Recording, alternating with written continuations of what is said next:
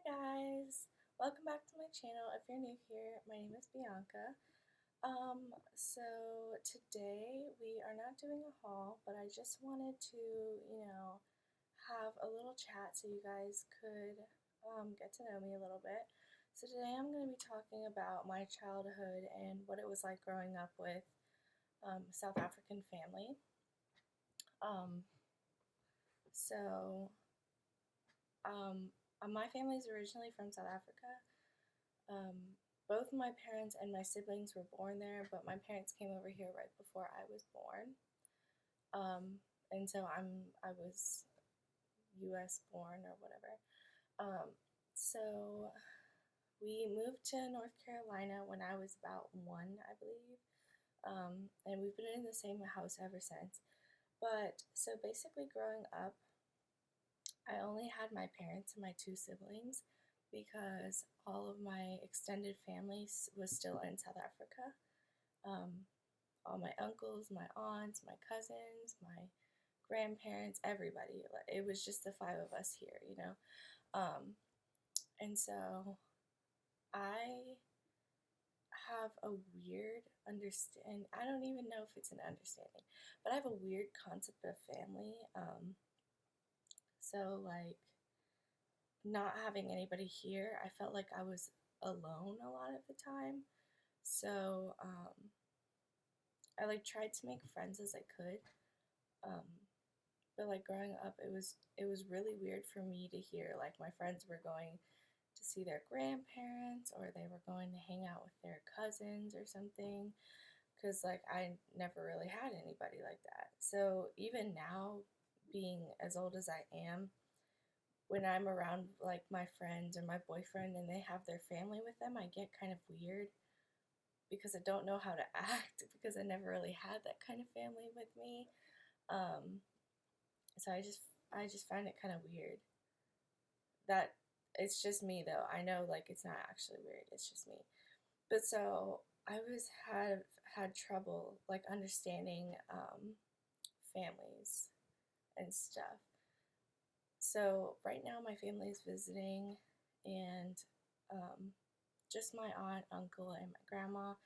Um, but so like them being here, I'm starting to like warm up to the idea of family because for the first good chunk of my life, nobody came and visited us unless it was my grandma or my grandpa. Um, and my grandma or my grandpa passed away a few years ago, so now it's just my grandma. But so I've had family come and visit before, but I just wasn't really used to the idea. So the way that I responded to my family coming to visit was going and like hiding or trying to make as many plans as I could, try to be as busy as I could be, just because I didn't know how to have conversations. I was like super awkward about it.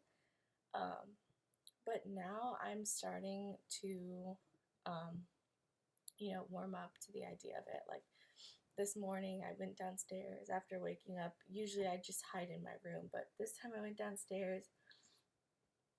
Oh, excuse me. My nose is like all itchy. What the heck? Okay. Whew. So I went downstairs this morning and I like sat down and had a conversation with them for like 45 minutes. Like I know that they're my family and I'm starting to learn. But I really am grateful for the fact that, we're foreign, or at least my parents and my siblings are, because I feel like I've learned a lot. Being bilingual is like one of the greatest skills you can have. And like I also feel like it's really easy to pick up other languages once you have learned another one. That's the one thing that I don't understand is like a lot of people have a lot of hate for people who are bilingual. Let me be specific. I feel like there's a lot of hate for people who are from like who are Hispanic and who speak like Spanish or something because, people want them to go back to wherever they came from. But half the time they're born here, they are citizens. And the other half of the time, leave them alone. Like, it doesn't matter. But that's not what I'm here to talk about. Anyways, I've seen a lot of comments recently about, like, if you can't speak English, don't even come here. Like, don't even. I don't understand, because this country was built on many different nationalities, nations, languages, races. We're just a mixed nation. Like, we just need to get over the fact that other people want to come live here. Like, it's a wonderful place to live, sort of. But I just don't understand why there's so much hate for people who speak second languages. Like, that's such an amazing skill to have. But so, like, that's one thing that I'm really proud of. Like, that I can speak a second language fairly fluently. I can't really type it, or I can read it a little bit, but I can't really type it. That gets me a little messed up. But I'm really proud of that. Also, like, I wasn't brought up on the traditional fried burgers, fried fries. I don't know what American, like, people eat, I guess. You're just, I don't know. But, like, one thing that I'm obsessed with is lamb. And I'm pretty sure I wouldn't have tried that if it wasn't for my parents. My parents also had me try, like, cow's tongue and stuff. That's a little messed up. But you know what? I think I ate it. I was little.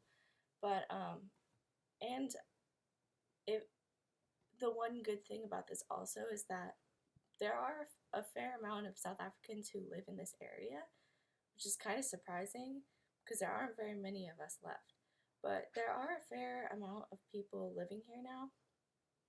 And so growing up, that was kind of like my family, because like we had our group of South Africans. We'd hold like braais, which are basically cookouts, just different kind of meat, lamb. Anyways, so like we would have braais, we would get together for dinner, like we would go and do stuff together, which I know that they weren't my family or anything, but it kind of like gave me someone to hang out with, and I'm really glad that I met those people. Um, so that was pretty cool, and that's just who I grew up with. So I got to try a bunch of different foods. When I was, let's see, I think it was 2012. We flew to South Africa, so that was great because I got to experience like another country and kind of understand where like my parents grew up, and like understand how they feel about certain things. You know what I mean? Like, if you've never been to South Africa or like read anything about it, there's a bunch of stuff going on, like a bunch of turmoil. People are fighting against people. People are fighting against the government. It's just a whole lot of stuff going on over there. So that's kind of what's going on. But like that was really cool to me because I was so like caught up in being in America, I really never even thought about going to another country, and I'm really grateful that they took me because that was such a great experience.